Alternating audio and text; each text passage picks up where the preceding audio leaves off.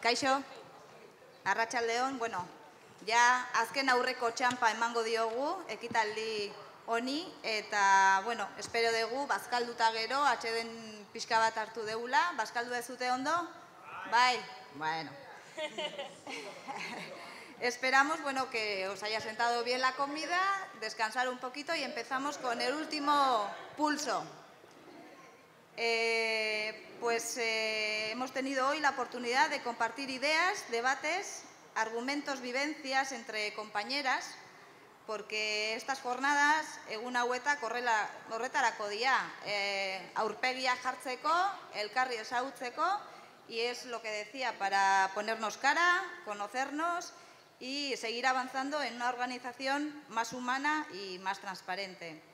Gaur goizian, lan sakon bat egin dugu, gure ordezkari bai de las instituciones, los representantes han estado dando cuentas y la dirección del partido también.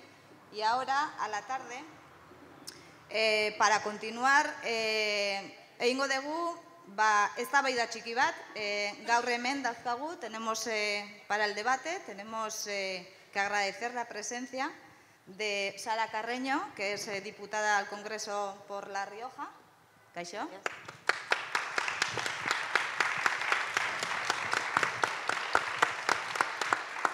Está Nahua Alba, nuestra secretaria general de Euskadi.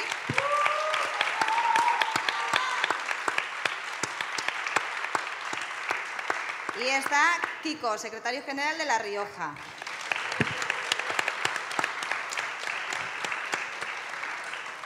Había también otros dos invitados, que son Eduardo Santos, que por problemas personales pues no ha podido venir, y luego estaba también invitado el secretario, ex secretario de Cantabria, que por razones obvias pues no lo tenemos aquí hoy. Entonces, pues bueno.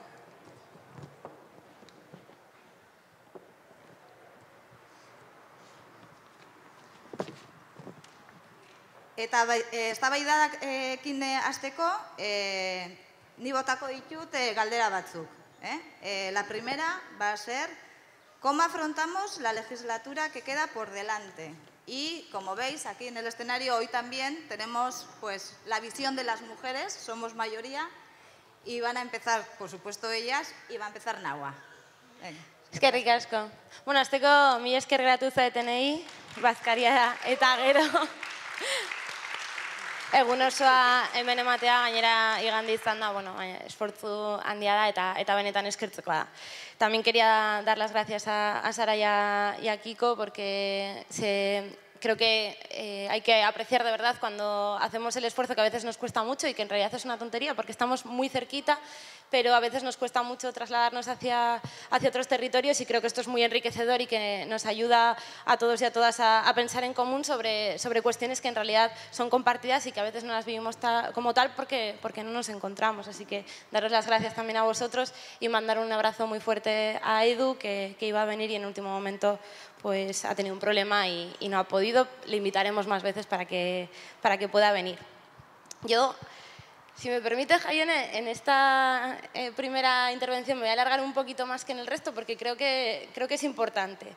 Porque, por un lado, esta mañana hemos tenido la oportunidad de revisar un poquito el trabajo ya hecho, pero creo que es incluso más importante lo que viene ahora por la tarde, ¿no? Que es el pensar en qué vamos a hacer lo que queda de esta legislatura, ahora que además estamos en mitad de un primer año que al fin no es abrasadoramente electoral, y que además se perciben ya determinadas señales, determinados indicios de qué es lo que nos viene en el medio plazo, y al fin tenemos tiempo para pensar sobre ello. Yo creo que es fundamental, sobre todo, que encaremos esto que nos viene preparadas porque es una tarea novedosa para nosotras, que hasta ahora estábamos acostumbradas a hacer política a golpe de cita electoral y que ahora tenemos un reto que yo creo que es muchísimo más complejo y muchísimo más difícil y que por tanto requiere mucho esfuerzo. Y sí, mucho esfuerzo por parte de quienes estamos en el CCA, etcétera, pero sobre todo yo creo que muchísimo esfuerzo para quienes están haciendo trabajo a pie de calle, en los círculos y en los distintos municipios. Creo que es evidente que desde 2011 hemos asistido a una fase de movilizaciones sociales, y yo ya la llamaría histórica, realmente importante. Es verdad que con altibajos y con diferencias entre distintos territorios, pero en general que se podría calificar de muy potente, y que además a partir de 2014 pues esta fase fue protagonizada precisamente por las fuerzas del cambio, ya sea por Unidos Podemos en el ámbito estatal, ya sea por Elkarrekin Podemos aquí en Euskadi. Creo que podemos afirmar, y lo podemos afirmar especialmente en Euskadi, que hemos llegado muy lejos en muchísimos lugares. Y es verdad que tanto en diciembre como a nivel estatal en menor medida en junio, pero también ha sido absolutamente impresionante lo que hemos conseguido este año. Y sin embargo ahora estamos en un momento diferente, en un momento en el que los partidos políticos tradicionales están reaccionando. Creo que en un principio no lo vieron venir, pero que ahora sí que lo han visto y están agrupándose, reagrupándose para lo que les viene encima. Creo que, y esto se ha dicho hace poco, el ciclo está pasando por un momento de apertura por abajo, pero de cierre por arriba. Y en este momento el reto que tenemos es el de desafiar la hegemonía existente, que yo creo que esto ya lo hemos conseguido, pero también de desbordarla, que es algo que todavía no hemos terminado de conseguir. En el caso de Euskadi, como siempre, las cosas son así, pero un poco distintas, ¿no? Siempre tenemos nuestros propios matices, y yo creo que aquí hay tintes que son peculiares y que se percibieron muy bien cuando comenzó la legislatura vasca. Es verdad que comenzó en un escenario que ahora ha cambiado muchísimo. En ese momento no había gobierno en Madrid. El PNV además se había desmarcado durante la campaña de una forma exageradísima del PP. No tenían nada que ver con el PP y no querían saber nada del PP y no iban a querer saber nunca nada del PP. El PSOE además estaba inserto en ese debate sobre si se abstenían o no, y todo apuntaba a que se iban a abstener y permitir el gobierno de Rajoy. Y además, tras las elecciones vascas, bailó ese último escaño que pasó de ser del PNV a ser de H. Bildu, y que abrió la puerta a una posible mayoría distinta, con 38 escaños, con H. Bildu, Elkarrekin Podemos y el PSE, en contraposición a los 37 que habría tenido el PNV con su alianza con el PP. Por lo tanto, claro, nos enfrentamos al principio de este curso político a la posibilidad real de llegar a acuerdos razonables con distintas fuerzas políticas en materias de autogobierno, de paz y de convivencia, de igualdad, etcétera. Porque si bien es verdad que había muchísima distancia con el PNV en cuestiones sociales y económicas, también había margen para conseguir algunas cosas. ¿Pero qué ha pasado en estos últimos meses? Pues que nos hemos encontrado con el pacto PNV-PP, y nos hemos encontrado con ese pacto tanto a nivel estatal como a nivel de Euskadi. Lo hemos visto con el acuerdo presupuestario aquí y lo hemos visto con el acuerdo presupuestario allí. ¿Y qué repercusión ha tenido esto? Pues que han encontrado una mayoría que cierra las puertas a ese posible escenario que se abría de negociaciones. Ya cuentan con el voto del Partido Popular para conseguir lo que quieran aquí, y que además es un aliado que les permite cierta estabilidad para desarrollar sus políticas sin tener que negociar prácticamente. Y sobre todo porque además les incomoda negociar con nosotros, que al fin y al cabo somos quienes están poniendo la carne en el asador en temas sociales, económicos, de igualdad, medioambientales y de muchos otros tipos. Por tanto, yo calificaría la situación actual en la que nos encontramos como una situación complicada y quizá más cerrada de lo que esperábamos hace unos meses. Porque además, al contrario de lo que decimos muchas veces del gobierno del Partido Popular en Madrid, el gobierno del PNV no es un gobierno débil, y no lo es aún menos ahora que cuenta con el apoyo del PSE, pero también el del PP. Y que lo que van a hacer es cerrar la puerta a cualquier acuerdo de cambio posible. Ahora mismo yo creo que esto directamente no lo podemos resolver, pero que sí que hay muchas cosas que podemos hacer, por lo menos en clave vasca. Decía antes que identificaba un cierre por arriba, y es curioso, y yo creo que ese es el tinte distinto que tiene Euskadi, y es que este no se produce ante una situación que se percibe como de emergencia o que se percibe como desesperada, como podría ser en el ámbito estatal, ni para los de arriba, ni para los de abajo, ni para la gente común. Más que una crisis social, por más que no nos olvidemos de quienes peor lo están pasando, lo que el PNV ha hecho es intentar anticiparse a una crisis orgánica o de autoridad para la que evidentemente sí que hay condiciones en esto que ellos llaman el oasis vasco. Yo creo que es muy evidente que el PNV ha visto venir el peligro, no solamente por las 2 elecciones generales en las que les ganamos, sino porque durante algún tiempo sus mensajes y sus relatos tradicionales, el relato del oasis vasco, del aquí todo va bien, aquí todo el mundo vive muy bien si lo comparamos con el resto del Estado, pues lo que ha pasado es que no se ajustaban en absoluto con la realidad de la gente que vivía aquí y que en muchos casos lo estaba pasando mal. No olvidemos además que por más que el PNV sea representante histórico de la burguesía vasca, hace décadas que cimentó una fuerte hegemonía cultural que va más allá de las clases sociales tal y como se han entendido tradicionalmente en la izquierda. Y electoralmente esto se traduce en que mucha gente de a pie, mal que nos pese, sigue votando al PNV. Mucha gente mayor, pero también mucha gente joven, mucha gente sin estudios, pero también muchos profesionales liberales. Mucha gente incluso que querría un cambio vota al PNV, porque no percibe elementos suficientes al otro lado y al fin y al cabo el PNV pues, les ofrece una alternativa identitaria al Partido Popular. Y en general todo esto se traduce en que la gente acaba mirando el mundo, acaba mirando la realidad con ojos del PNV. El PNV de todas formas para afrontar esta situación que decíamos un poco de quiebre, de peligro, lo que ha hecho es cerrar filas, aliarse con los que en realidad son los suyos, que son los partidos de siempre, el PSE en Vitoria y el PP en Madrid, en nombre de la estabilidad y de lo que es lo mejor para Euskadi, pues Ajuria Enea y Moncloa están en mejor sintonía que en los últimos 20 años. Es realmente llamativo lo rápido que se han arreglado, que se han apañado y que se vuelven a llevar bien. Y además en ambos casos creo que es evidente que el PNV no ha operado pensando en Euskadi, ni en la ciudadanía vasca, ni siquiera en sus votantes, sino que ha operado pensando en cómo afianzarse en el poder. Es verdad que pactando con el PSE no consigue una mayoría parlamentaria suficiente, pero sí que hace imposible una mayoría alternativa. Bloquea esa posibilidad de un acuerdo distinto para construir una alternativa.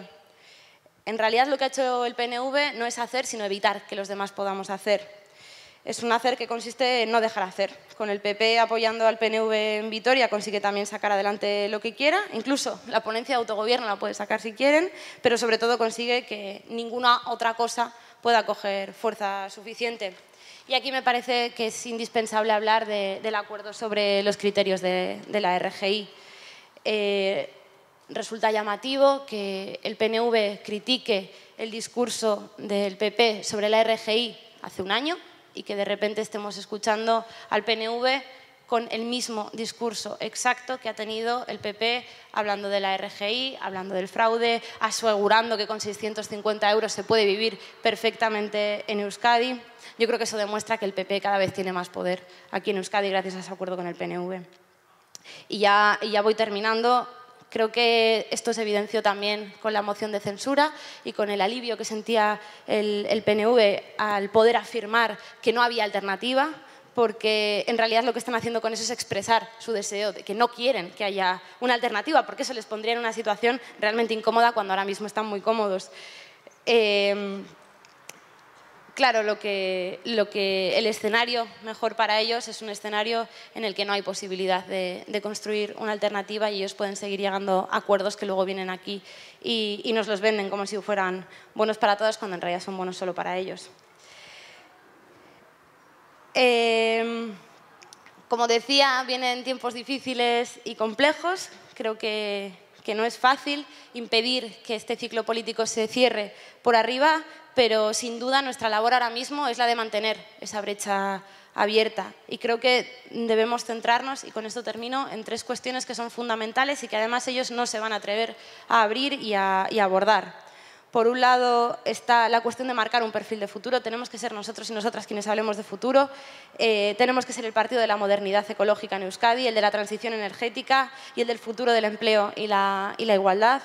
En segundo lugar, tenemos que hacer una apuesta muy fuerte por abrir el debate sobre autogobierno a la sociedad civil y tratar de forzar a que el PNV tenga que abrir procesos participativos para hablar de autogobierno. Y, en último lugar, creo que tenemos que claramente demostrar que nosotros somos la oposición más concienzuda en lo que respecta al ámbito social, que nadie pueda aprobar reformas como esta última de la RGI, que estas pasen desapercibidas. Tenemos que abrir esos debates y que tenemos que visibilizar esas infamias que están haciendo.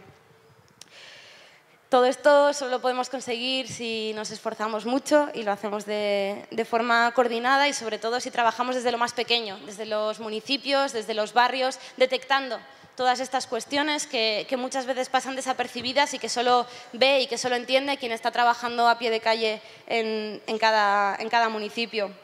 Como decía, el objetivo es que esta brecha no se cierre y que cuando se reabran las urnas estemos ahí y que estemos preparados y preparadas en la mejor posición posible. Queda mucho, pero mucho en política muchas veces es poco y tenemos que empezar a trabajarlo desde ya. Y ya con esto prometo que esta es la única intervención en la que me voy a alargar mucho, pero me parecía importante que partamos desde un marco compartido. Gracias.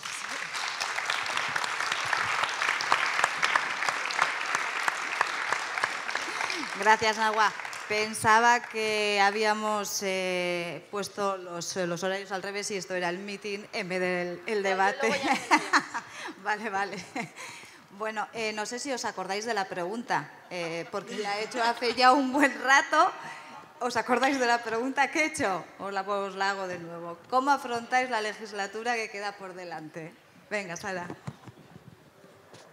Bueno, a mí, antes de todo, me gustaría hacer una pequeña valoración, ¿no?, de lo que hemos vivido hasta ahora para ver cómo afrontamos el futuro, porque creo que eso es... Sí, ahora en nuestra primera intervención os vais a alargar un poquito todos, sí, ya que Nahual lo ha hecho, yo creo que todos os lo merecéis. Entonces, pero luego ya sí que vamos a hacer 1 minuto de respuesta. De acuerdo, lo que pasa es que creo que eso es imprescindible, el analizar cómo hemos llegado hasta aquí para ver cómo afrontamos el futuro. Creo que no tendría sentido, ¿no?, ponernos sin valorarlo un poquito. Creo que nosotros, bueno, yo voy a valorar la legislatura nacional en cuanto está el secretario general también de La Rioja para valorar más la autonómica.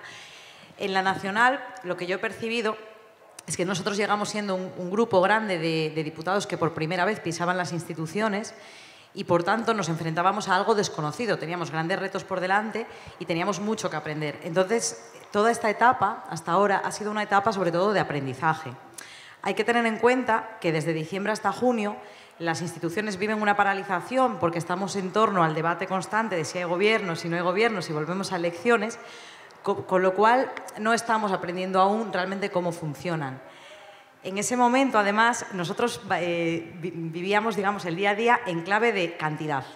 Cada día estábamos locos por registrar multitud de iniciativas, normalmente PNLs, ¿no?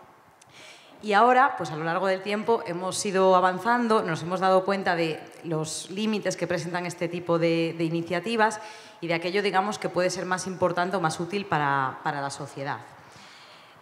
Nosotros, bueno, empezamos, como decía, registrando muchísimas PNLs, imagino que lo habrán explicado aquí multitud de veces, pero las PNLs, por ejemplo, es una iniciativa que hemos utilizado sobre todo como altavoz, pero que lamentablemente, aunque se apruebe, el Gobierno no existe una fuerza coercitiva que le obligue, digamos, a cumplirlas y, por tanto, lo que están haciendo es no cumplir aquello que se aprueba en el Parlamento, ¿no? Entonces, en este sentido, se quedaba un poco coja nuestra labor. Además de, digamos, el continuo impasse respecto a si había gobierno o no, llegaron las elecciones, luego llegó Vista Alegre 2 en lo que seguíamos en clave interna y creo que sobre todo desde Vista Alegre 2 hasta ahora nos hemos ya, digamos, dotado de más organización dentro del grupo parlamentario y estamos apostando ahora por presentar sobre todo proposiciones de ley que tienen obviamente un impacto mayor, son una regulación mucho mayor y de ser aprobadas tienen efectos directos sobre la ciudadanía porque en este caso el Gobierno no debe, bueno, no sé si saldrán con un nuevo truco, la verdad, igual me estoy anticipando, pero claro, ahí va, pero en teoría de ser aprobadas deberían de surtir efectos. ¿Con qué problema nos encontramos a la hora de llevar iniciativas? Bueno, por supuesto está la correlación de fuerzas dentro del propio Parlamento. Pero además de eso, incluso aunque la correlación de fuerzas permitiera llevar adelante nuestras iniciativas, el Gobierno tiene capacidad de veto. En cuanto presentamos una iniciativa que supera los presupuestos generales del Estado del presente año, tienen capacidad de vetarla sin que se debata. Intentamos entonces sortearlos presentando iniciativas que entraran en vigor al ejercicio sucesivo, pero aún así nos han hecho la trampa de seguir vetándolas, haciéndonos, bueno, digamos eso, todos los trucos que pueden. Hay que tener en cuenta que tienen mayoría en la mesa también. Por lo tanto, es como una gincana permanente el Parlamento. Además de esto, nos enfrentamos al hecho de que cuando presentamos iniciativas no tienen el eco muchas veces que nosotros esperamos, porque también, digamos, los medios de comunicación, obviamente, pues no les dan el peso que nosotros querríamos. Muchas veces nos encontramos con que Ciudadanos ha registrado una iniciativa similar a la nuestra de manera posterior y, sin embargo, ellos aparecen como quienes han llevado la iniciativa cuando es completamente falso. Nos dicen, nos acusan continuamente de no trabajar en sede parlamentaria cuando es falso, cuando somos el grupo parlamentario que más iniciativas ha registrado. Y a pesar de esto, por supuesto, esto no es lo que se oye. El relato que llega a la ciudadanía es completamente distinto, ¿no? Con lo cual están, digamos, restando muchísima importancia al trabajo real que nosotros hacemos en las instituciones. En el debate, por ejemplo, de presupuestos, nosotros presentamos cerca de 1.600 enmiendas.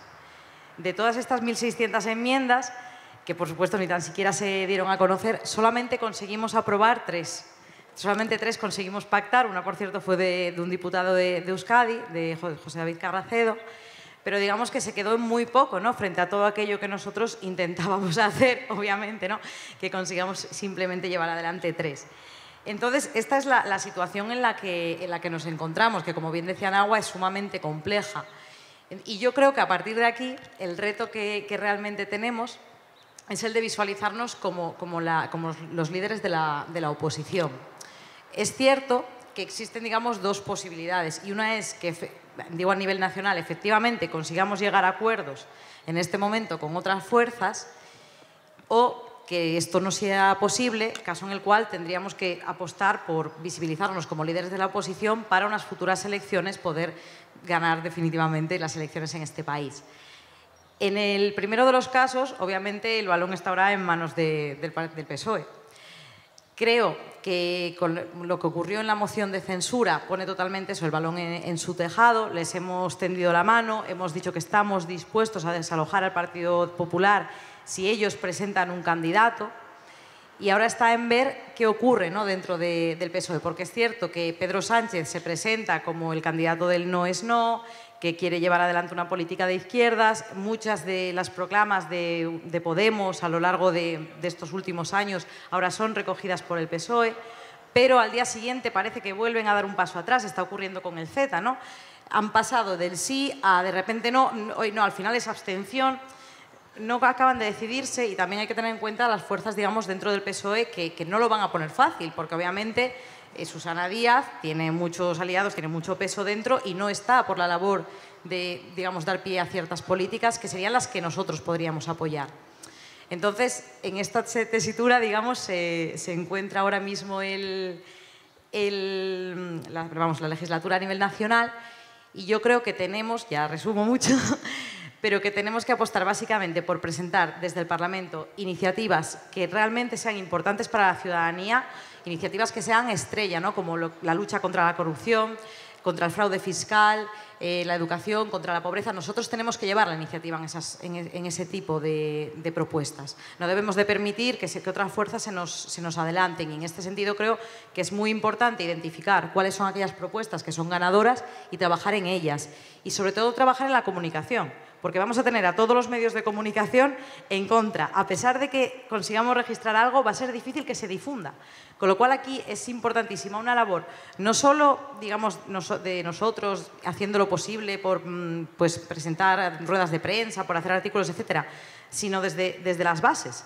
Porque al final, a través de redes sociales, en Podemos, por ejemplo, se ha hecho un trabajo terrible. Al frente estaba, bueno, Nahua antes, ella lo sabrá mejor que nadie. Entonces, creo que es muy importante que se involucre la gente de a pie, dándolas a conocer en los círculos, etcétera. Y eso, que llevemos una buena oposición. Y en este sentido también, desde la gente de las bases, creo indispensable también que lleguemos a todos los municipios, porque para poder ser líderes en unas futuras elecciones vamos a necesitar 2 cosas muy importantes desde mi punto de vista. Una es presentarnos como líderes de la oposición con propuestas creíbles que hayan llegado a la ciudadanía, que nos vean como una verdadera alternativa de país. Y la otra fundamental es que tengamos estructura municipal, porque si no, nunca vamos a poder penetrar en este país. Entonces, ahí creo que es fundamental que desde la organización del partido se impulse la creación de círculos que puedan concurrir a las elecciones municipales y ya crear la estructura que necesitamos. Y ya sin más, le doy paso a Kiko.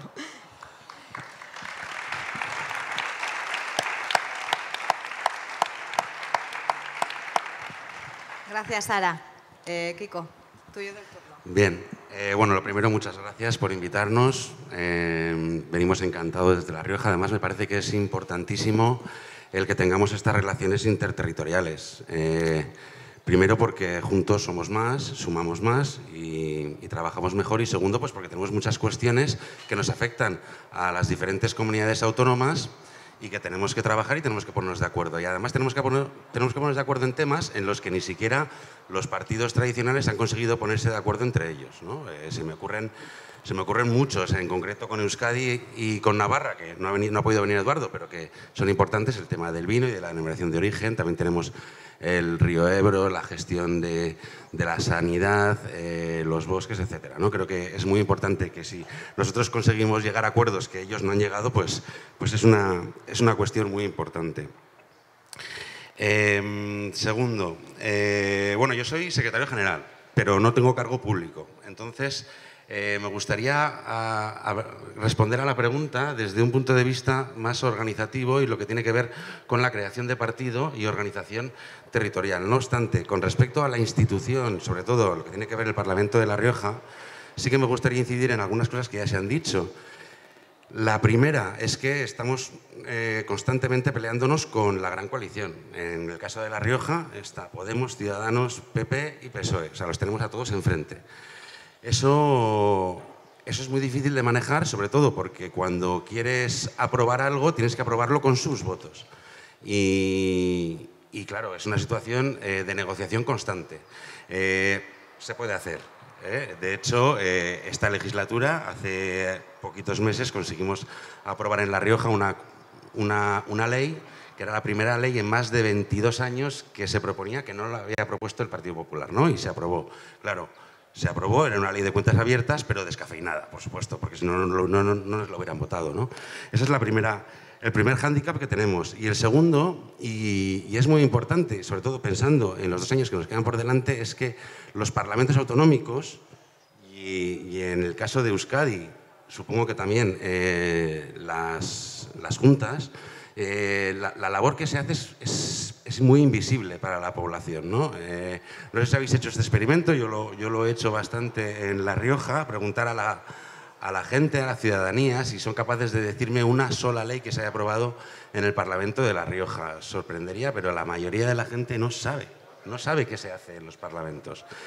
Y lo decía Sara, ¿no? Ese es uno de los principales problemas. Tenemos que saber comunicar qué es lo que se hace, ¿no?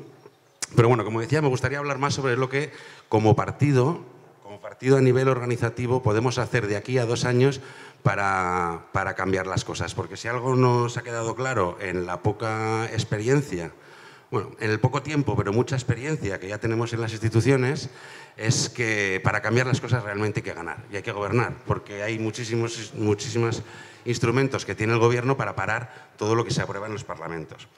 Desde mi punto de vista, para ganar el 2020 es clave el 2019. Y esto es algo que no solo digo yo, la historia nos lo va repitiendo una vez tras otra, ¿no? Para que un gobierno de cambio pueda llegar a gobernar en Madrid antes, hay que ganar en los municipios y hay que ganar en las autonomías. Por lo tanto, lo que estamos trabajando en La Rioja, y creo que es lo que en general hay que hacer en todo el país, es trabajar mucho, como ya se ha dicho también, el nivel municipal, ¿no? La cuestión es cómo se trabaja a nivel municipal.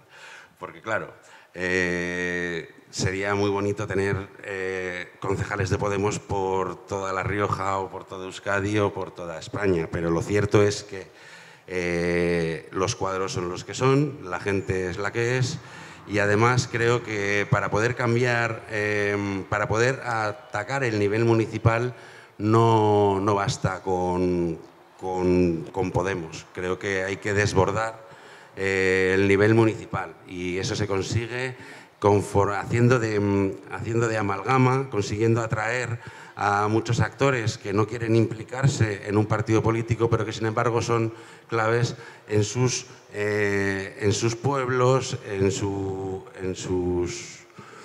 la vida que hacen y que sin embargo no están en Podemos. ¿No? Tenemos que conseguir atraer a toda esa gente. ¿Cómo? Pues nosotros estamos ahora mismo experimentando, porque claro, somos nuevos, ¿no?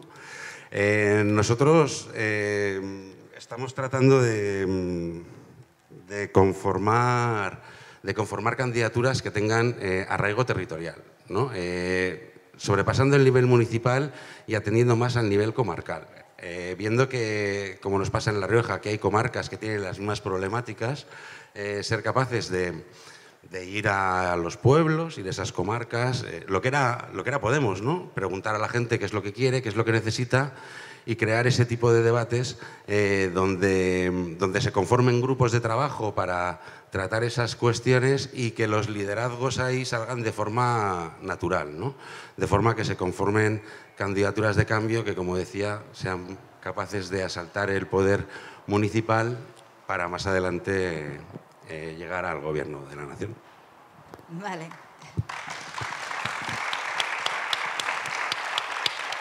Gracias, Kiko. Os agradecería que en las siguientes preguntas fueseis bastante más breves, porque si no estamos San Juan es del 2018 y nos encontramos todavía aquí. La segunda pregunta, ¿qué líneas de trabajo dibujamos para el periodo de sesiones actual? ¿Cambiamos el orden o vuelvo a empezar? Como vosotras os veáis, si queréis mantener el mismo orden o ahora, mira, responde Sara, luego responde Nahuel, luego responde Kiko y luego hacemos al revés, ¿vale? ¿Os parece? Vale. Vamos Líneas de trabajo, entiendo que te refieres, bueno, como decía antes, el tema de las iniciativas. Sí, en general. Yo pero labur, ¿vale? Vale. En breve. Yo creo que se tienen que identificar aquellas cuestiones que son clave de cara a la ciudadanía, como decía antes, pues eso, tema de corrupción, fraude fiscal, la lucha contra la pobreza, son cuestiones clave que Podemos debe de liderar. Y creo que debemos de defender nuestros postulados, aun si esto significa no llegar a acuerdos, sino aprobarlos. Quiero decir, el tema de las cesiones para aprobar cosas nos pone también en el riesgo de descafeinarnos tanto que pasemos a ser una especie de ciudadanos de izquierdas que no deberíamos. Entonces tenemos que mantener ahí una tensión entre conseguir sacar cosas adelante, pero sin dejar de defender aquello que es nuestra verdadera esencia, que es el verdadero cambio. Vale, gracias, Sara. Vale, yo también, entonces, brevísima. Creo que en general, al hilo de lo que comenta Sara, lo que tenemos que conseguir es demostrarnos como alternativa, es decir, dejar claro que no solo servimos para señalar aquellas cosas que creemos que el gobierno de turno está haciendo mal o que podría hacer mejor, sino además demostrar cómo se podría hacer mejor. Creo que eso es muy importante para que la gente nos perciba como una posible opción de gobierno, digamos. Y en lo que respecta a Euskadi, creo que hay dos cuestiones que ya se han mencionado y que son fundamentales. Por un lado, la construcción de la estructura municipal y el solidificarnos, digamos, en el ámbito más pequeño, que es el de los municipios, y que además es la tarea más difícil, porque trabajar en un municipio con las problemáticas tan específicas y tan complejas que hay en los municipios es realmente difícil, y para ello necesitamos gente que ya venga de conocer los municipios y de trabajar en ellos. Y por otro lado, también me parece fundamental la cuestión de las relaciones entre los diferentes territorios, el entender que no somos islas aisladas, digamos, sino que hay una serie de cuestiones en torno a las cuales podemos trabajar conjuntamente, y que además eso es algo que tradicionalmente no se ha hecho en los partidos políticos de ámbito estatal. Había dos opciones, o que los territorios se peleasen entre ellos o que desde Madrid se dijera lo que había que acatar y punto.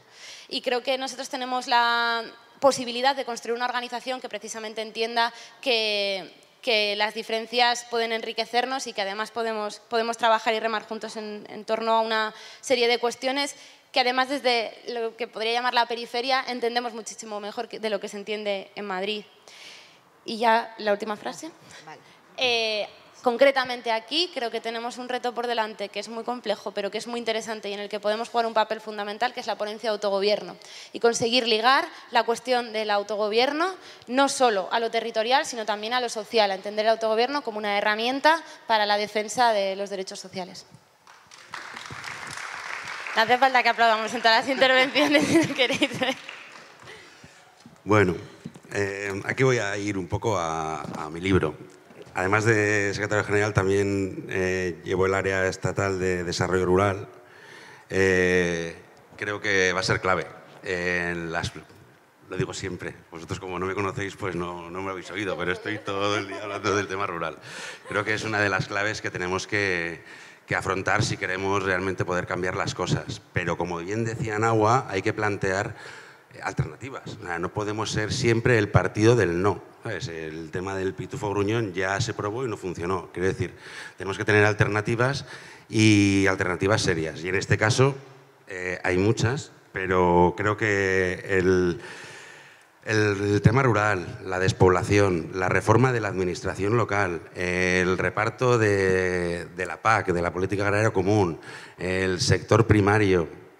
Creo que tenemos un modelo alternativo diferente de todo el resto de partidos. Creo que hay que visibilizarlo y hay que llevarlo a los pueblos, porque es posible que tengamos ahí ese caladero de votos que todavía ni se ha intentado, ¿no? Y no solo por los votos, pues es una cuestión de justicia. El abandono del mundo rural es terrible y si no somos nosotros quien le pone freno, no va a haber nadie que lo haga porque llevamos 40 años y nadie ha conseguido hacer nada. Vale, una cosita.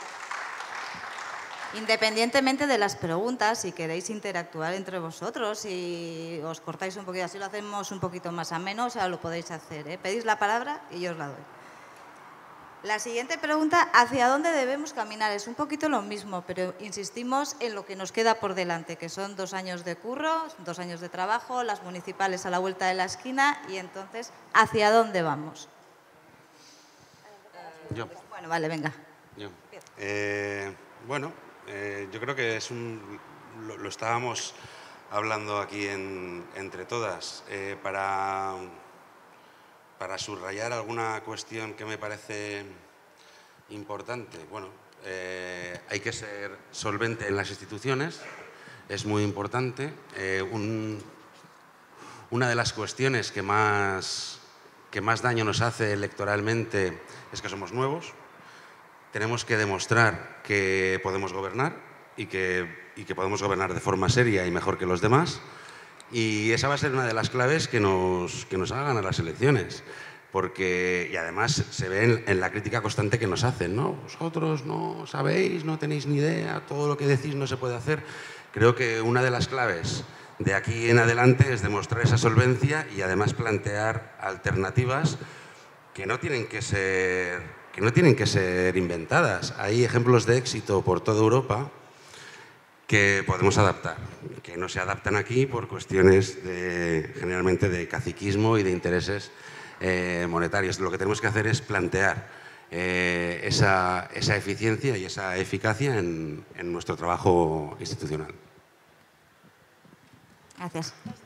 Sara. Yo creo que siempre tenemos que ir hacia el sitio hacia el que decidimos ir, digamos, en primer momento, ¿no? Llegamos para traer un cambio a este país, para ganar este país, que no es solamente ganar las elecciones, es ser también capaces de gobernar, porque quiero decir, aunque ganásemos las elecciones, todos sabemos que nos lo iban a poner obviamente muy difícil, ¿no? Y en este sentido creo que es también muy importante penetrar todo lo que podamos en distintos sectores de la sociedad civil. Hay muchos actores dentro de la sociedad civil de poder, de peso, de los que estamos muy apartados, ¿no?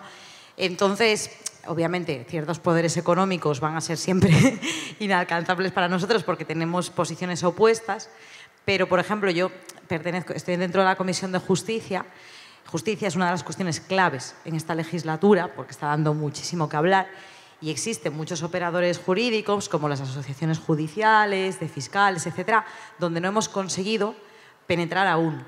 Pasa lo mismo, por ejemplo, en el área de feminismos, donde esa unión con los movimientos feministas venía liderada por el PSOE hasta ahora. Entonces, es muy importante, por un lado, acercarnos, digamos, a todos estos actores de peso en la sociedad y contar con ellos. Y, por otro lado, creo que debemos de no perder la esencia con la que llegamos. Hay que tener mucho cuidado, quiero decir, con el tema de alcanzar acuerdos, de cómo los alcanzamos. Porque mirad lo que le está pasando, por ejemplo, a Ciudadanos. Ciudadanos se presentó como una alternativa de la derecha, pero limpia, digamos, sin la corrupción del Partido Popular, etcétera. A día de hoy, con lo que ha hecho, ya toda la ciudadanía lo percibe como una muleta del Partido Popular que va a mantener siempre ahí a Mariano Rajoy. Entonces, nosotros tenemos que tener cuidado con no caer en eso, con hacer que sea el PSOE quien tenga, si acaso, la oposición y no nosotros. Creo que eso es un gran reto para presentarnos efectivamente como una fuerza líder para gobernar en el país.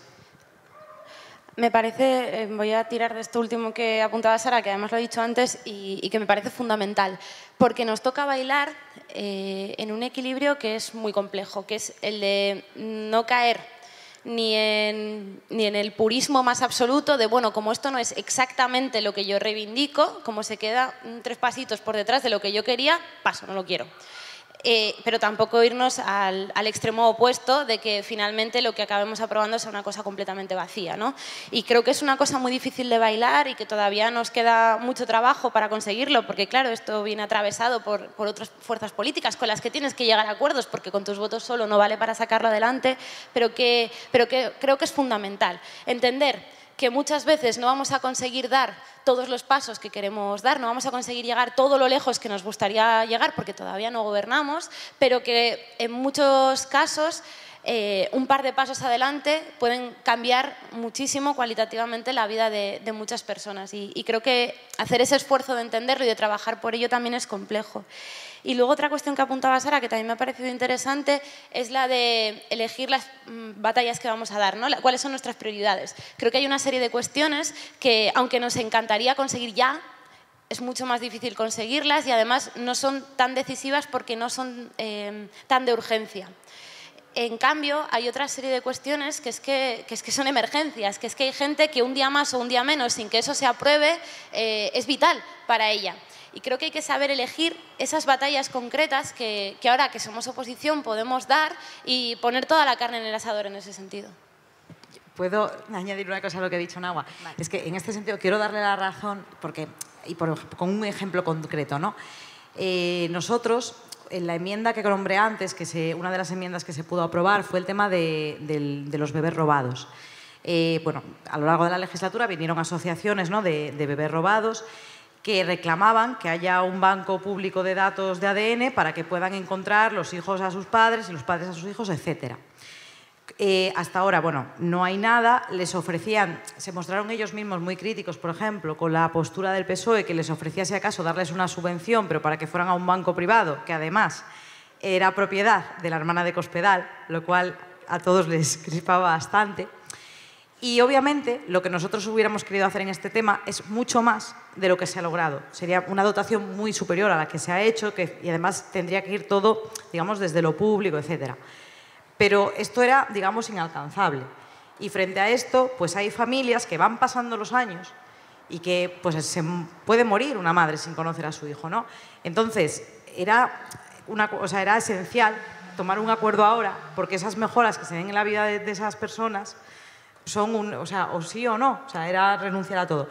Entonces, en este sentido sí que creo que cuando podamos mejorar algo la vida de la gente, seamos conscientes de ello, aunque haya que renunciar a ciertas cosas, hay que hacerlo porque hay que pensar siempre, ¿no?, en cuál es el bien mayor o cuál sería el mal menor, digamos.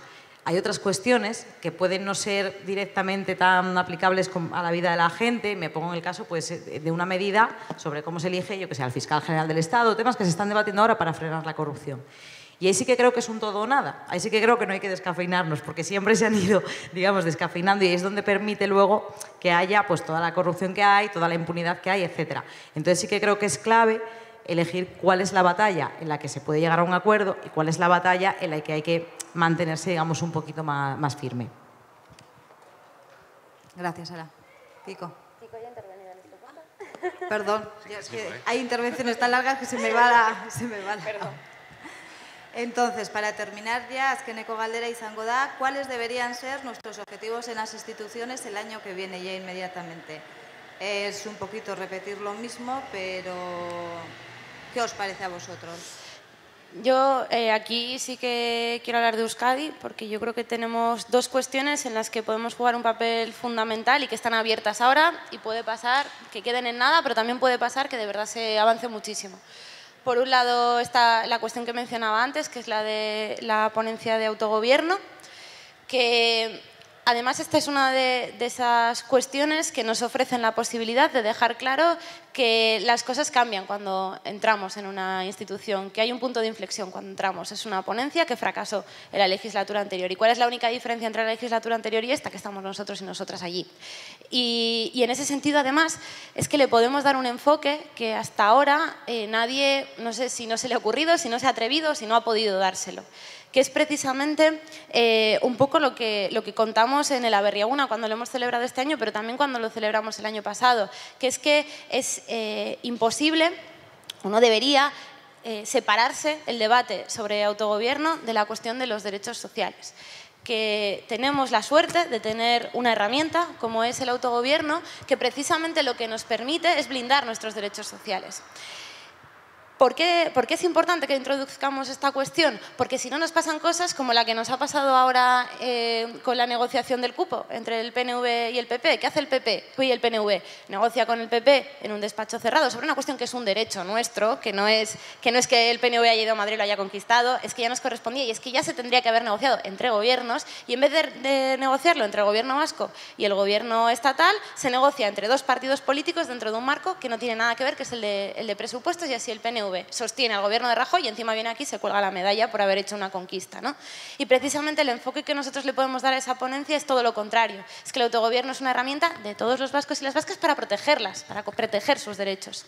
Y luego, rapidísimo, en una línea, también está la cuestión de la paz y de la convivencia. Creo que es un momento que hay que aprovechar, que hay que agarrarse a él para avanzar y dar pasos, y que además son pasos que todo el mundo va a tener que dar, que todas las fuerzas políticas van a tener que dar, y en ese sentido ahí también podemos jugar un papel fundamental. Por un lado, por supuesto, porque contamos con un fichaje de lujo para ello como es Pili Zabala, y por otro porque además en Podemos convive gente muy diferente, que viene de experiencias muy diferentes en lo que respecta al conflicto, pero que tiene muy claro un objetivo compartido, que es el de construir un marco estable de paz y convivencia. Y eso somos la única fuerza política en Euskadi que lo tiene. Y creo que tenemos que aprovechar de verdad ese espacio para dar pasos nosotros, pero también para empujar y ayudar al resto a que los den. Gracias, Nahua. Sara. Te voy a pedir, por favor, que me repitas la pregunta. Sí.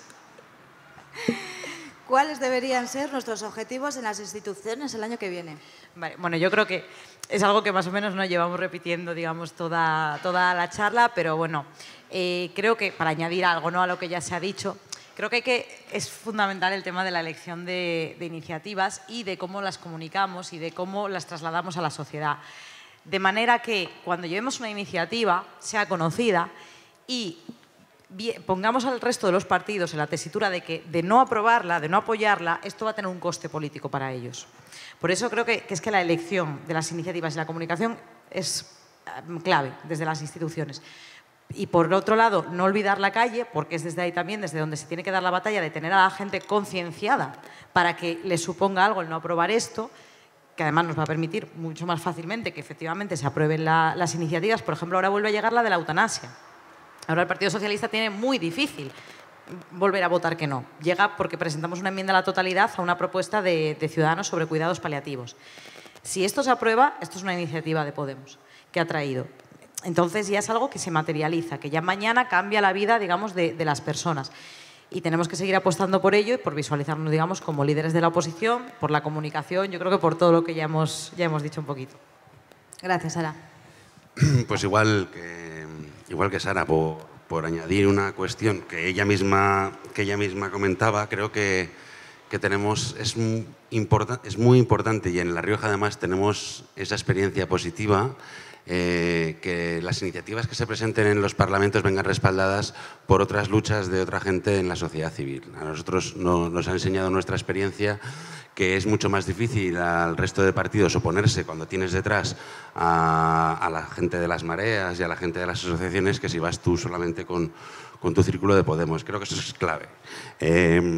Y luego, en esa misma línea, cuando hablamos de abrir las instituciones a la gente, hay una cuestión que se hacen en los parlamentos autonómicos y creo que es clave, y es ir a los territorios y explicar qué se puede hacer por ellos desde la institución autonómica, algo que Nunca jamás hace nadie, más que por petición exclusiva del alcalde de turno, que es del color, de su color, ¿no? Entonces creo que poder explicar a la gente de tu territorio, y sobre todo me refiero a zonas rurales y zonas que generalmente son olvidadas, qué se puede hacer por ellos desde la institución y qué podemos llevar y cómo se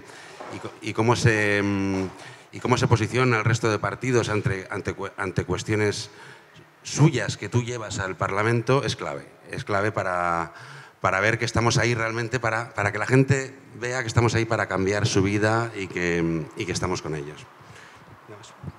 Gracias, Kiko.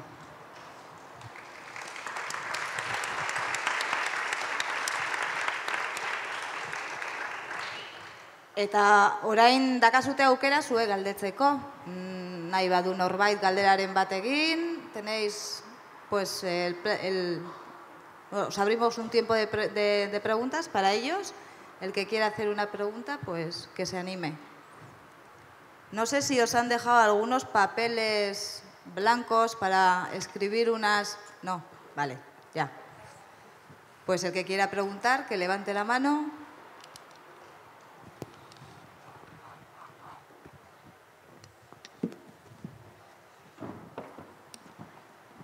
Vamos a ver, no sé si sabréis que hace poco ha muerto Helmut Kohl, que fue fue el padre de la unificación alemana, ¿no? Este señor resulta que después de haber tenido un protagonismo en la unificación alemana muy grande, le pillaron con que estaba implicado en un tema de subvención ilegal de su partido, que era la Democracia Cristiana. Y al tío lo hicieron dimitir rápidamente. Bueno, rápidamente o lentamente, pero el tío tuvo que dimitir, ¿no? Es de la Democracia Cristiana, el mismo partido que Rajoy y el mismo partido que el PNV. O sea, son todos demócratas cristianos. A mí cuando se ha hablado de que hay un techo por arriba que han cerrado entre el PNV y el PP, pues sí, es verdad, ¿no? Pero la iniciativa de este cierre yo creo que la ha tenido el PP. El PP es el que ofreció al PNV aquí en Euskadi que les ofrecía un acuerdo para aprobar los presupuestos vascos, ¿no? En ese sentido, yo no sé, o sea, pero creo que ahora mismo se trata de desbordar un poco aquí en Euskadi también al PP, ¿no? Porque está tomando, yo creo que cada vez más iniciativa. No es el PNV solamente el que manda, es que el PP cada vez que manda más, ¿no? Yo no sé, pero me da la impresión de que se trata de hacer frente al PP también aquí en Euskadi y se trata de hacer al PP frente también a nivel estatal, porque creo que el tema de la corrupción no ha terminado y prepararnos para un periodo estable de aquí al 2020 me parece, no sé, me parece un poco real, poco realista. Somos tres o así. Vale, me estáis pidiendo todos chicos, por favor, las chicas, tengo aquí a Igualdad en el cogote diciéndome chicas, chicas, chicas, y luego me riñe a mí, o sea que animaros. Venga, pues te doy... Yo no me voy a meter en la altura de miras y la pregunta que voy a hacer igual es un poco incómoda, pero igual hubiese sido más fácil, más productivo y mejor para la gente y las cosas, en vez de meternos a meter mesas en un recinto lleno de vallas, haberlo hecho en la Plaza del Pueblo, porque al fin y al cabo, hablar, que es lo que hacemos aquí, y no tiene que dar ninguna vergüenza, podemos hacerlo delante de todo el mundo. Aquí nadie nos va a pegar, ni nos van a hacer nada. Y es mejor manera de llegar a las personas y seguir hablando que hacerlo aquí casi de calladitos, porque aquí estamos casi calladitos todos, con, ay no, a lo mejor, ¿no? No sé si me explico y si me entendéis. Ahora te contesto yo a eso. Venga. Hola, la pregunta es para Kiko. Mira, parte de mi familia es de San Adrián en Navarra y de Calahorra.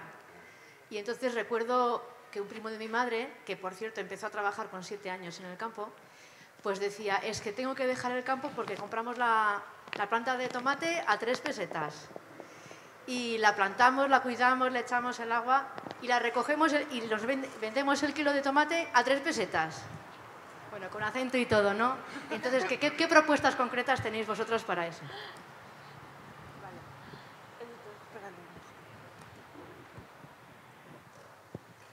¿Empiezo yo? Venga, tú misma. Vale, con respecto al pacto PP-PNV. Yo creo que en realidad da un poco igual quien haya tenido la iniciativa porque les viene a los dos tremendamente bien. O sea, les viene muy bien a los unos para que a pesar de su corrupción y de sus políticas infames puedan seguir manteniéndose ahí durante el tiempo que haga falta porque saben que cuentan con los votos del PNV, y les viene muy bien a los otros para poder volver aquí y decir: mirad todo lo que hemos conseguido en Euskadi, que son cosas que no vais a notar para nada, que van a notar nuestros amigos porque les vamos a hacer un montón de adjudicaciones, pero oye, que suenan genial, como que hemos conseguido la leche para Euskadi.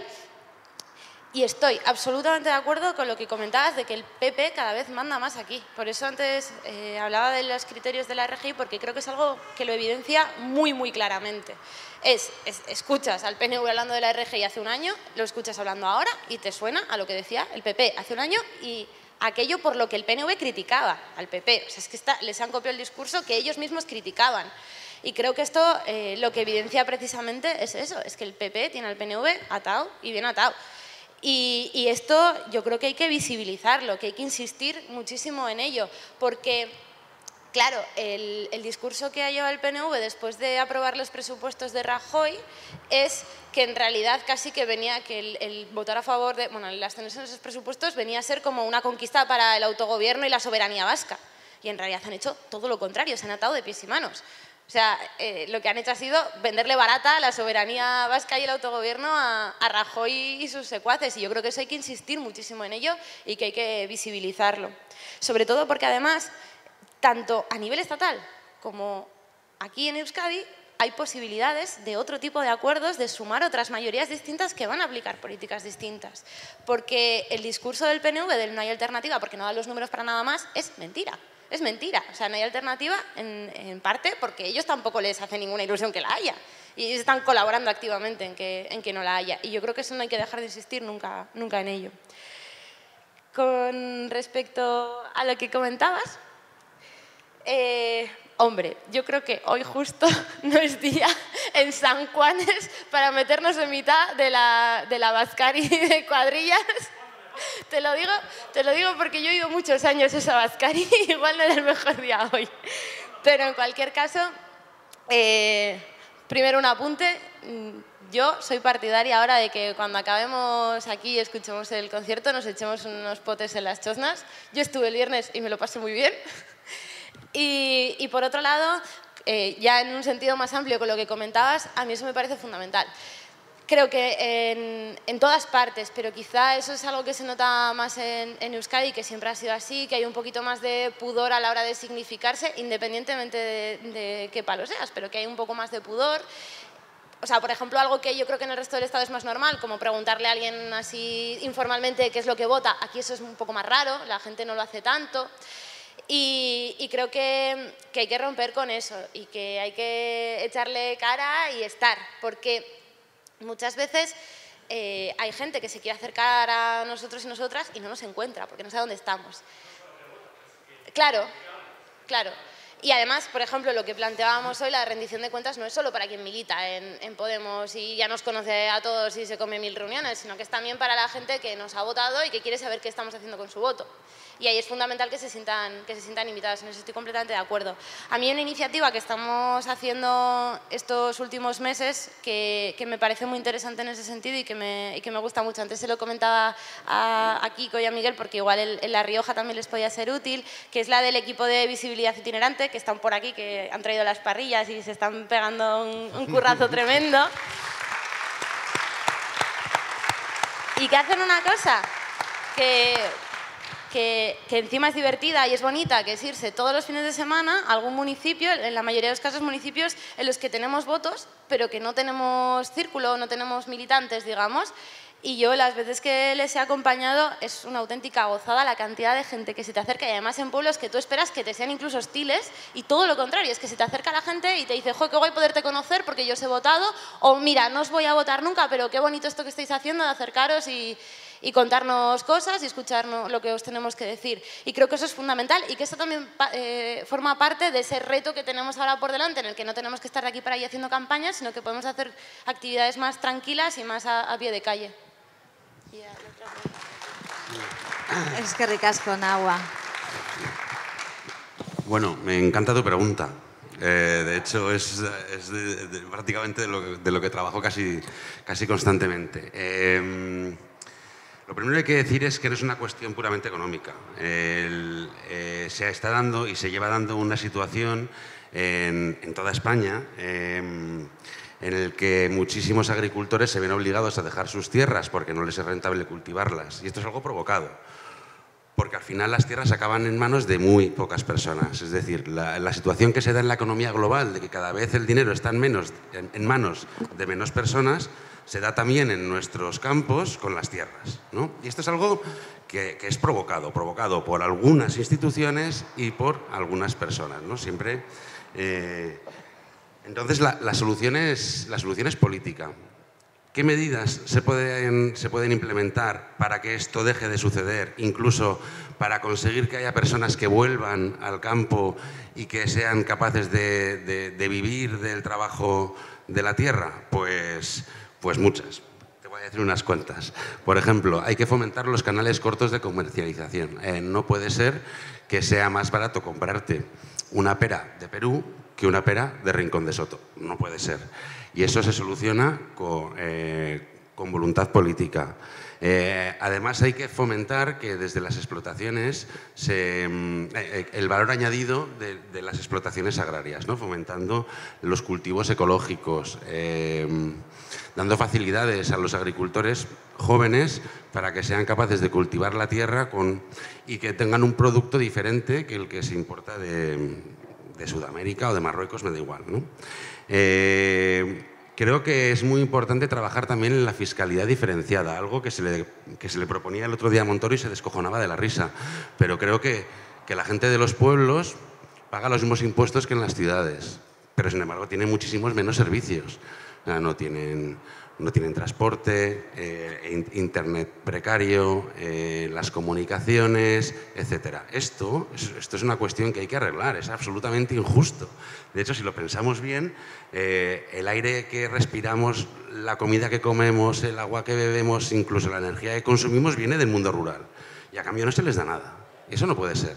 Es una injusticia. Y además no es algo que nos estemos inventando nosotros. Son cuestiones que ya funcionan en otros países, que son ejemplos de éxito y que simplemente tenemos que importar. Lo que pasa es que hay mucha gente que no le interesa, porque hay a muchos partidos, muchos caciques, que les interesa un mundo rural despoblado, porque va a ser su mundo rural, va a ser su tierra de cultivo, donde van a poder hacer lo que quieran. Y eso es lo que nosotros tenemos que evitar. Y una última cosa, que además estamos trabajando desde hace muy poquito tiempo y que creo que puede ser una gran salida, es la renta básica rural, ¿no? Una renta para la gente que vaya a vivir a los pueblos. ¿Por qué? Porque le das un incentivo para vivir allí, porque probablemente consigas repoblar, porque consigas fijar personas, etcétera, etcétera, etcétera, ¿no? Hay miles de soluciones, luego si quieres podemos tirar una hora hablando.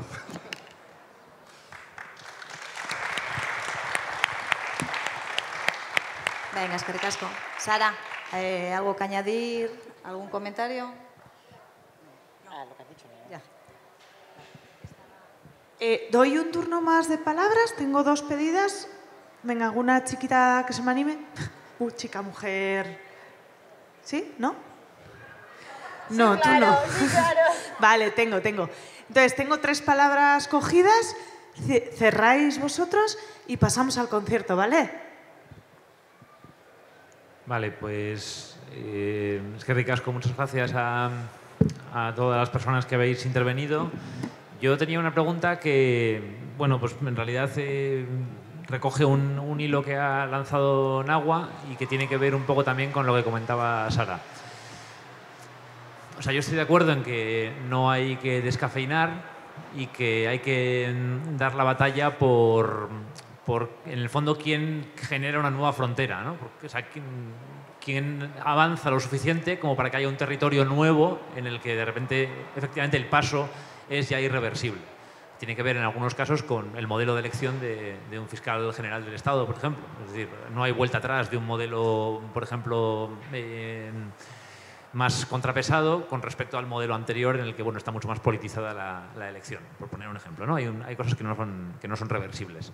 Pero yo creo que tenemos un problema con eso, y es que independientemente de que mantuviéramos o no mantuviéramos la esencia de lo que defendemos inicialmente, estamos en un momento político en el que todos los días pasa algo decisivo, algo crucial, que al día siguiente ha caído en el más absoluto olvido. Y esto es algo con lo que tenemos que aprender a convivir en el medio y largo plazo. En elecciones no pasa nada, porque como todo se fía a las sensaciones y a las urnas que se van a abrir y cerrar muy pronto, pues bueno, pues has conseguido la cuña, la has metido y adelante con ello. Pero en el medio plazo, casi todo lo que hacemos, bueno, malo o regular, se olvida mucho porque pasan otras 10 cosas al mismo tiempo y todas son igual de importantes e igual de decisivas. Por lo tanto, yo sí apostaría por una época en la que avancemos mucho generando nuevos territorios en los que nadie pueda seguirnos. Y me refiero a una cosa muy concreta, a la relación con el PSOE en esto. El PSOE casi siempre es quien nos hace las cosas más descafeinadas, mucho más que el PP y mucho más que Ciudadanos, que en el fondo son más valientes a la hora de oponerse a lo que proponemos. Pero corremos el riesgo de que nos ocurra una cosa. Al fin y al cabo estamos en un país en cuyo campo progresista, o sea, en el Estado español el campo progresista lo ha tenido más o menos el PSOE controlado durante mucho tiempo. Izquierda Unida no le hizo nunca jamás sombra en casi nada y al final el PSOE fue el encargado de hacer la modernidad europea, de protagonizar la modernidad europea en los años 80, la modernidad social con el tema de las personas LGTBI, con el tema del matrimonio homosexual, etcétera, a principios de los 2000, y quién podría tener la osadía de protagonizar, liderar la modernidad energética y la modernidad social de la segunda mitad, o mejor dicho, de la primera mitad del siglo XXI. Y yo creo que ahí, para que no nos roben eso y para que nos imaginemos también cómo sería gobernar, hay que hacer algunos sacrificios y esos sacrificios tienen que ver con lo que quede finalmente. No puede ser que el PSOE, por poner a Cristina Narbona de presidenta del partido, ya sea el partido de lo verde, el partido de la modernidad ecológica y el partido de la transición energética. Ahí hay que hacer lo que haga falta, lo que haya que hacer, cualquier cosa, para que no conquisten ese territorio. Porque si llegan primero y plantan la bandera primero, da igual lo bueno o lo buena que seas, porque ya esa bandera está plantada. Y yo creo que nos vamos a jugar las elecciones de 2020 y en general el futuro en estas cosas que no son ya noticias de un día para otro, sino el pozo que dejas. Y ese pozo hay que conquistarlo sea como sea, con lo que sea. Me da igual si es una PNL, una PL, 2 mociones, 3 ayuntamientos y 5 no sé qué. Y ahí yo creo que habría que ir a por todo, porque si no el territorio ya está conquistado cuando llegamos.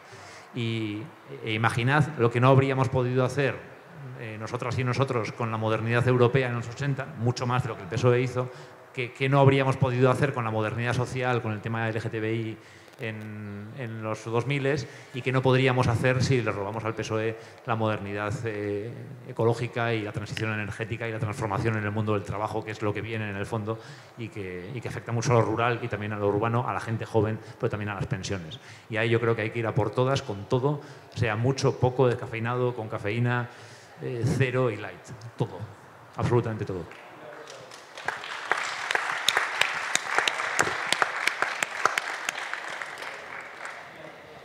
Hola.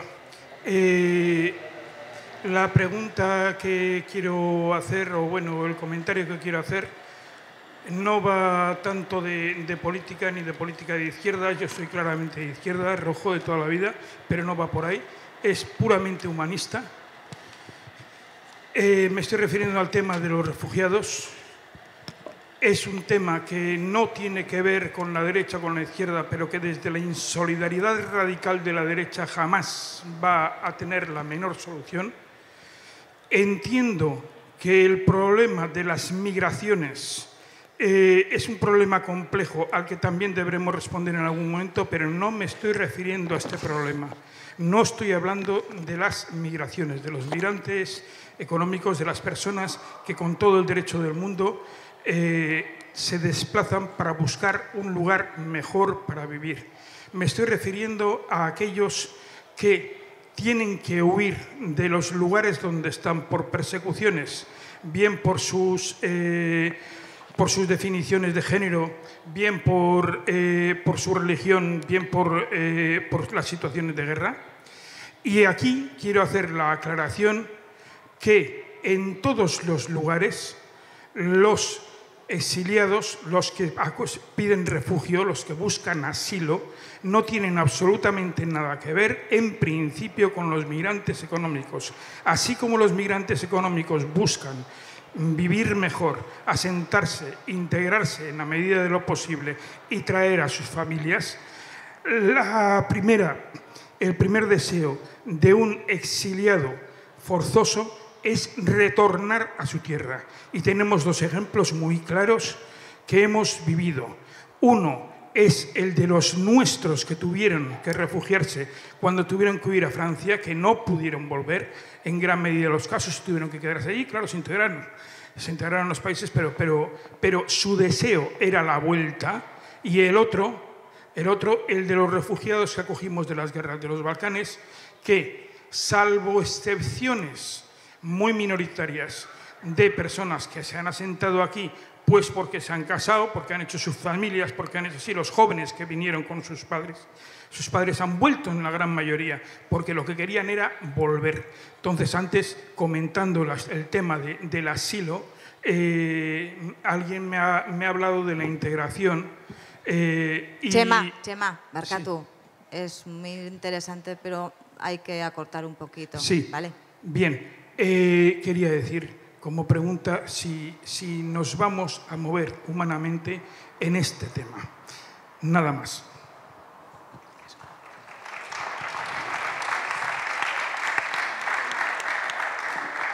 Bueno, aquí yo quería decir que para mí es un gran dolor ver que en el pueblo se está cerrando el último almacén 100 y que se está abriendo un nuevo Lidl cerca por no sé dónde y nos quedamos sin estos pequeños comercios donde yo compro cada día. ¿Y por qué ocurre eso? Yo no quiero eso.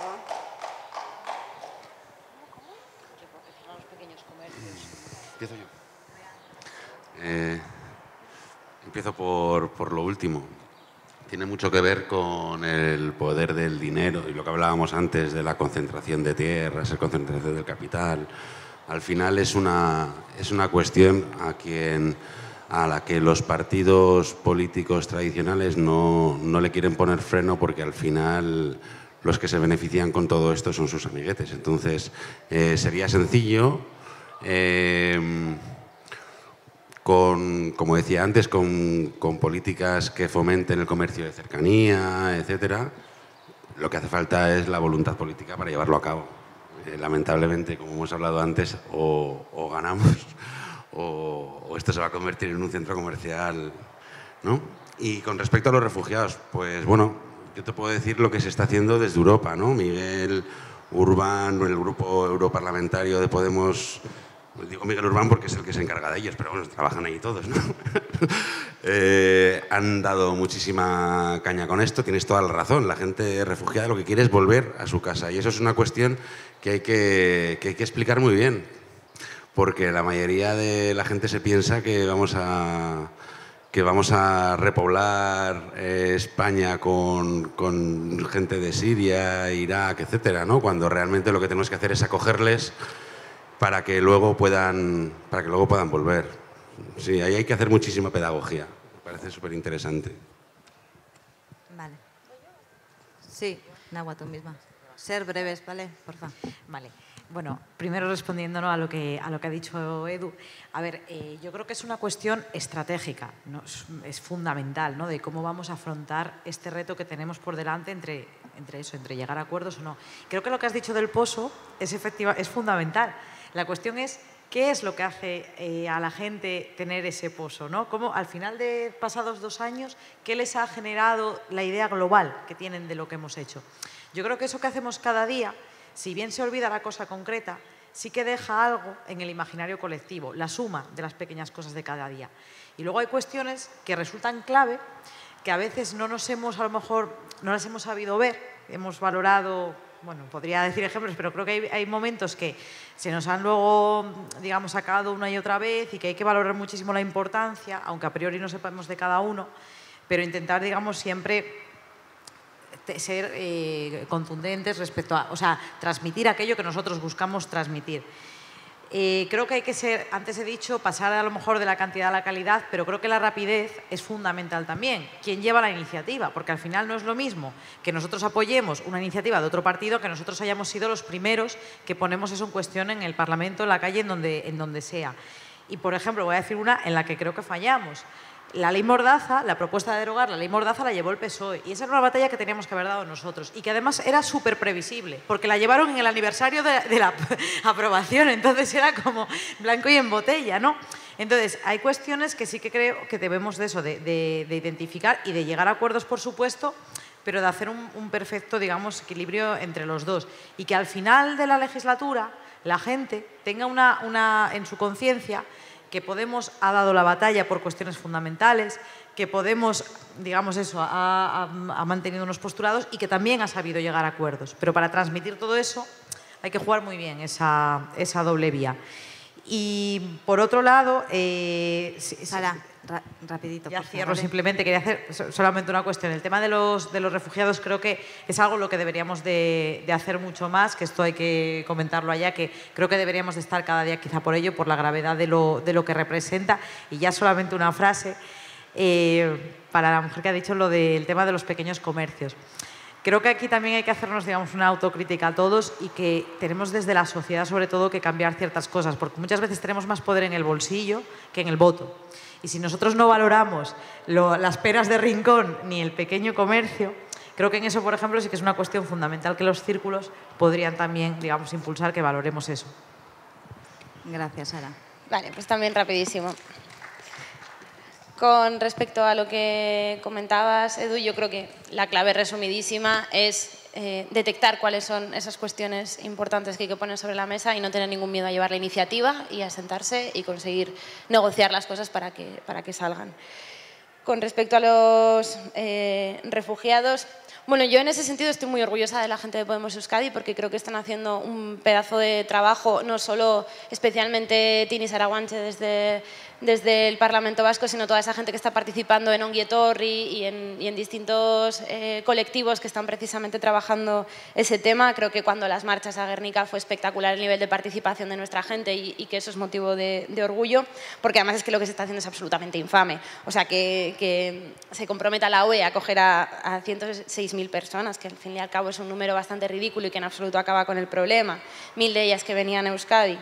Y que a 3 meses de que se cumpla el plazo solo se haya cogido un 10%, cuando ya de por sí partíamos de un número ridículo que no iba a solucionar el problema, es absolutamente vergonzoso.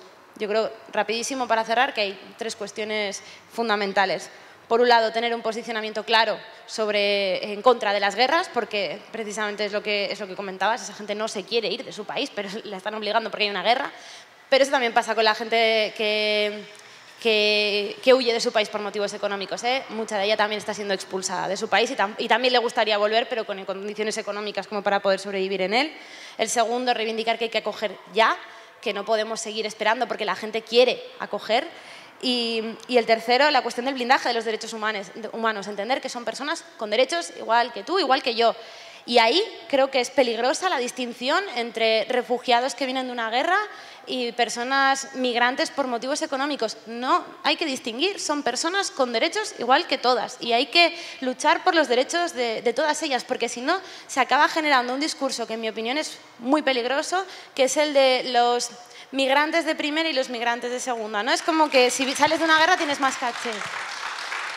Y creo que ahí tenemos que hacer un trabajo que también es importante, porque es que además defendiendo los derechos de unos, defendemos los derechos de todos. Y sin más, ya aprovecho para daros las gracias, especialmente al Círculo de Hernani, porque os habéis pegado un trabajazo impresionante, a Elsa y también a Nuria, que se ha pegado una paliza tremenda para organizar todo esto y que saliera tan bien.